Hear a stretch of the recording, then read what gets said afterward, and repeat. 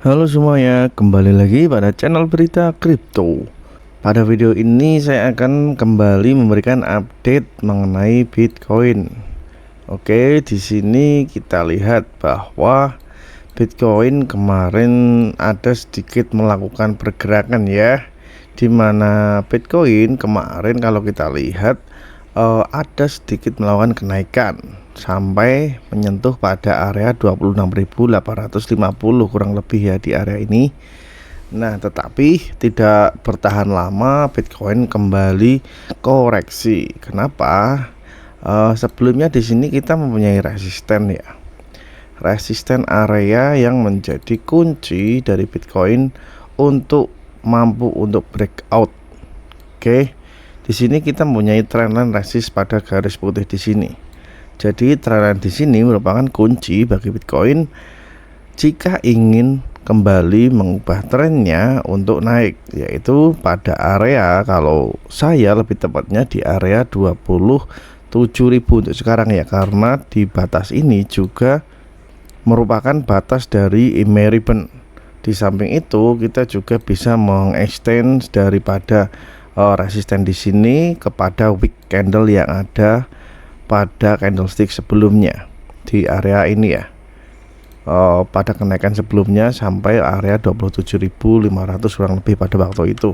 Jadi berdasarkan extend dari resisten trendline daripada Bitcoin di sini, area EMA ribbon di sini cukup memberikan titik di mana kita akan breakout nantinya jika mampu untuk menembus resisten, yaitu di area sekarang di area 27.000.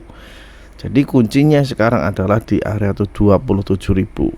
Tentunya kalau mampu untuk menembus area 27.000, maka Bitcoin kedepannya memiliki potensi untuk memberikan sinyal bullish yang cukup kuat karena sudah menembus resisten di sini ya. Oke, itu untuk titik dari breakoutnya. Tentunya kalau breakout dari area 27.000, kita masih mempunyai beberapa resisten lokal lainnya, yaitu di area sekitar 29.500 di area ini, dan juga pada area sekitar 31 sampai 32.000 ya. Di situ ada green box yang menjadi penentu selanjutnya untuk Bitcoin mampu untuk melanjutkan bull trend atau bull seasonnya atau tidak. Tentunya harus melewati 27.000 terlebih dahulu, dan kita juga masih mempunyai support sebagai kunci daripada Bitcoin di area 25.000 kurang lebih, atau lebih tepatnya di area 24.850. Itu untuk support kuncinya. Nah, kita lihat ya, kemarin Bitcoin sempat naik tetapi tidak lama langsung terkoreksi kembali. Di sini juga kita masih belum breakout dari garis atau batas dari EMA ribbon pada time frame 4 jam itu sendiri ya. Di satu hari juga sama, kita masih belum mampu untuk menembus batas dari EMA ribbon, maka belum bisa dikatakan bull trend sudah berlangsung. Tapi setelah menembus batas dari EMA ribbon, bisa sangat dipastikan bahwa fase bull telah datang itu ya. Jadi harus menunggu konfirmasi sedikit karena harga sekarang juga ada di harga 26.400 sekian kurang lebih.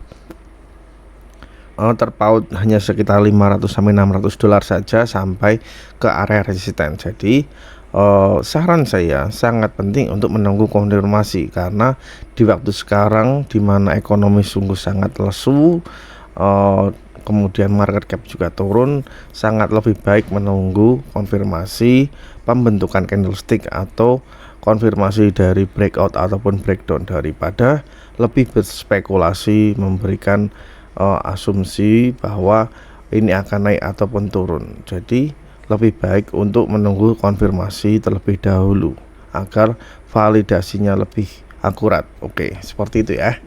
Kemudian di sini saya melihat sesuatu yang cukup kurang baik sebetulnya ya, mengenai SPX atau S&P 500, di mana kita lihat untuk S&P 500 di sini dia sudah breakout dari garis supportnya ya di area ini. Nah, di area 4.333 kurang lebih. Nah, di sini SPX sudah breakdown, di mana sebelumnya untuk SPX di sini menciptakan sebuah double bottom di area ini ya, tetapi sekarang sudah breakdown dan sekarang sedang menguji supportnya yang terbentuk sejak tahun 2022 di sini ya.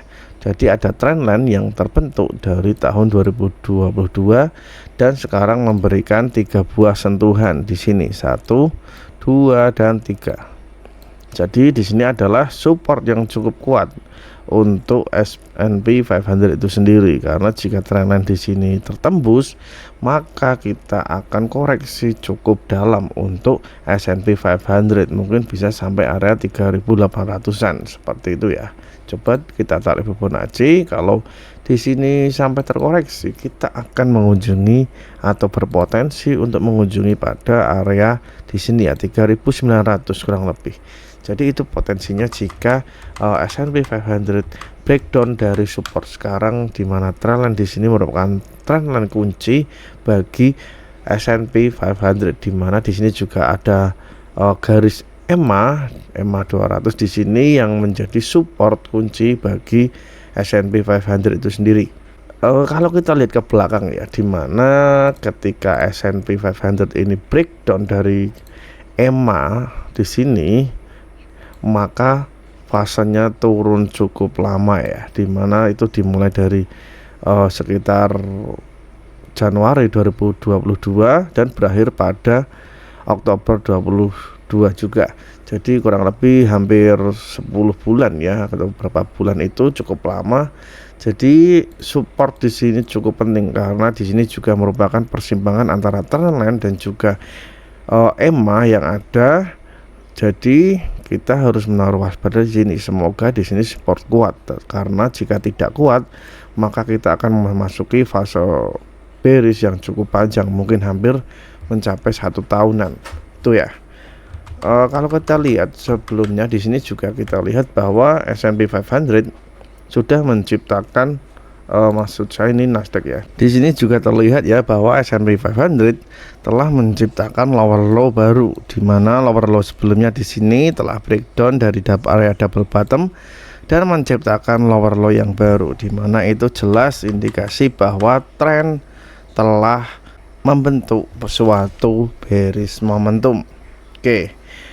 Di sini kita lihat support cukup kuat ya, tapi kita lihat nanti bagaimana, apakah mampu untuk mantul dari support ini atau akan kembali breakdown lebih dalam karena sudah menciptakan lower low yang baru.